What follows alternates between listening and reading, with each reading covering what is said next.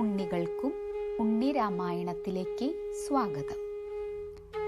ശ്രീരാമൻ സാക്ഷാൽ മഹാവിഷ്ണുവാണെന്ന് സുഗ്രീവന് ബോധ്യപ്പെട്ട സന്ദർഭമാണ് നമ്മൾ കഴിഞ്ഞ ഉണ്ണിരാമായണത്തിൽ കേട്ടത്.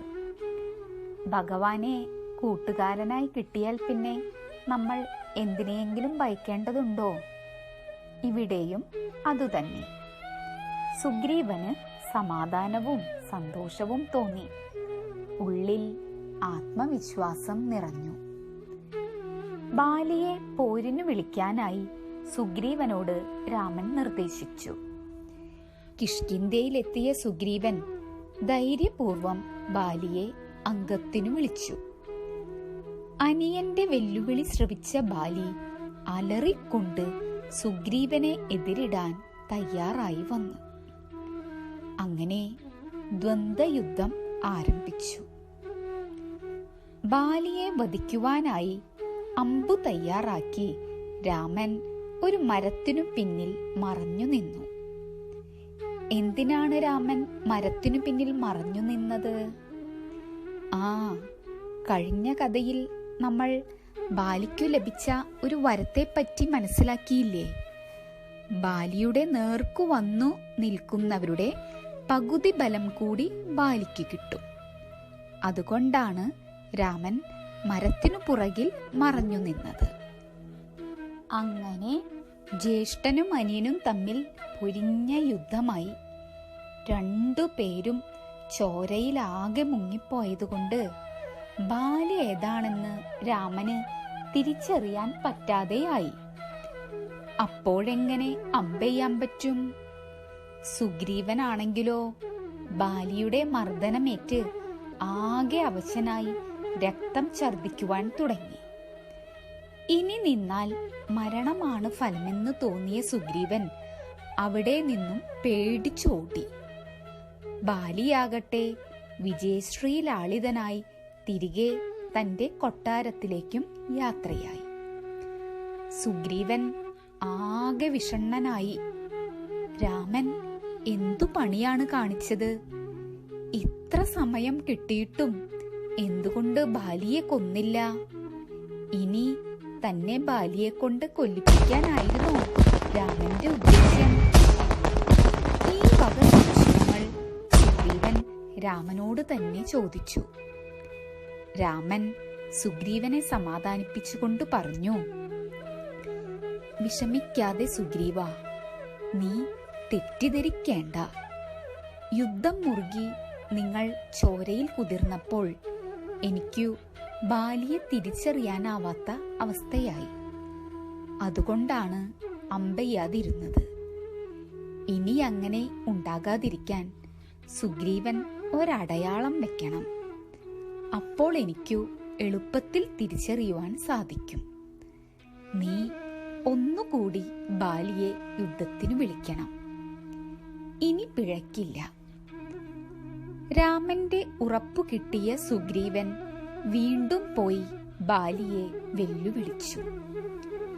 തോറ്റോടിപ്പോയ അനിയൻ വീണ്ടും വന്നു പോരിനു വിളിച്ചപ്പോൾ ബാലിക്കു 10 മടങ്ങ് ദേഷ്യം തോന്നി. സുഗ്രീവനെ ഇനി തീർത്തിട്ടേ കാര്യമുള്ളൂ എന്ന് നിശ്ചയിച്ച് പോരിനു ഇറങ്ങിയ ബാലിയെ ഭാര്യയായ താര തടഞ്ഞു. താര പറഞ്ഞു, പരാജിതനായി മടങ്ങിപ്പോയ സുഗ്രീവൻ വീണ്ടും വന്ന് പോരിനു വിളിക്കുന്നുണ്ടെങ്കിൽ അതിലെന്തോ പന്തിയില്ലായ്മയുണ്ട്. അവന്റെ പിന്നിൽ ശക്തനായ ആരുടെയോ സഹായമുണ്ട്. അങ്ങ് ദയവായി യുദ്ധത്തിന് പോകരുത്. ഭയം എന്തെന്നറിയാത്ത ബാലി ഭാര്യയുടെ വാക്കുകൾ കേൾക്കുമോ? താര ഭർത്താവിനെ പിന്തിരിക്കുവാൻ വീണ്ടും ശ്രമിച്ചു. അവൾ വീണ്ടും പറഞ്ഞു, പുത്രൻ അംഗദത്തൻ വേട്ടയാടാൻ കാട്ടിൽ പോയപ്പോൾ ഒരു കാര്യം അറിഞ്ഞിരിക്കുന്നു. ദശരഥപുത്രനായ രാമന്റെ ഭാര്യയെ ഒരു രാക്ഷസൻ കട്ടുകൊണ്ടുപോയി. ഭാര്യയെ തേടി നടക്കുന്നതിനിടയിൽ രാമൻ സുഗ്രീവനുമായി സഖ്യം ചെയ്തിരിക്കുന്നു. ആ സഖ്യം ബാലിയെ കൊല്ലുവാനും രാമപത്നിയെ വീണ്ടെടുക്കാനുമുള്ളതാണ്.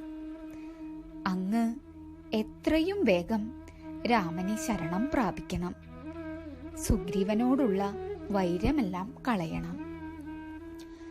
താരയുടെ വാക്കുകൾ കേട്ടിട്ടും ബാലി പോരിന് പോകാൻ തന്നെ തീരുമാനിച്ചു. താരയെ സമാധാന വാക്കുകൾ പറഞ്ഞ് ആശ്വസിപ്പിച്ച് ബാലി സുഗ്രീവന്റെ അടുക്കലേക്കു യാത്രയായി.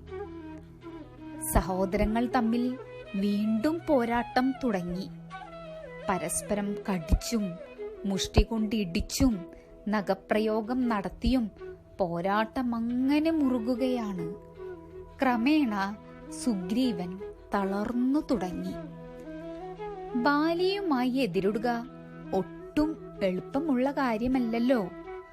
സുഗ്രീവൻ രാമൻ മറഞ്ഞിരിക്കുന്ന വൃക്ഷത്തിനടുത്തേക്കൊന്നു നോക്കി. സുഗ്രീവന് ഇനി അധികം പിടിച്ചു നിൽക്കാനാവില്ലെന്നു മനസ്സിലായ രാമൻ ബാലിയെ ലക്ഷ്യമാക്കി അമ്പയച്ചു. അമ്പ് ബാലിയുടെ മേൽ തുളച്ചു കയറി. ബാലി ബോധരഹിതനായി നിലം പതിച്ചു. അല്പസമയം കഴിഞ്ഞപ്പോൾ ബാലിക്കു ബോധം തെളിഞ്ഞു. അപ്പോഴാണ് മുന്നിൽ ശ്രീരാമദേവൻ നിൽക്കുന്നത് കണ്ടത്. ബാലിക്കു വല്ലാത്ത പരിഭവം തോന്നി. എന്തിനാണ് തന്നെ രാമൻ ഇങ്ങനെ ചെയ്തത്? താൻ എന്തപരാധം രാമനോട് ചെയ്തു? ഇങ്ങനെ പലവിധ ചോദ്യങ്ങൾ ബാലി രാമനോട് ചോദിച്ചു. ധർമ്മത്തെ രക്ഷിക്കുക എന്ന തന്റെ കർത്തവ്യത്തെ പറ്റി പറഞ്ഞുകൊണ്ട് ശ്രീരാമൻ ബാലിയുടെ സംശയങ്ങൾ ഒന്നൊന്നായി തീർത്തു കൊടുത്തു.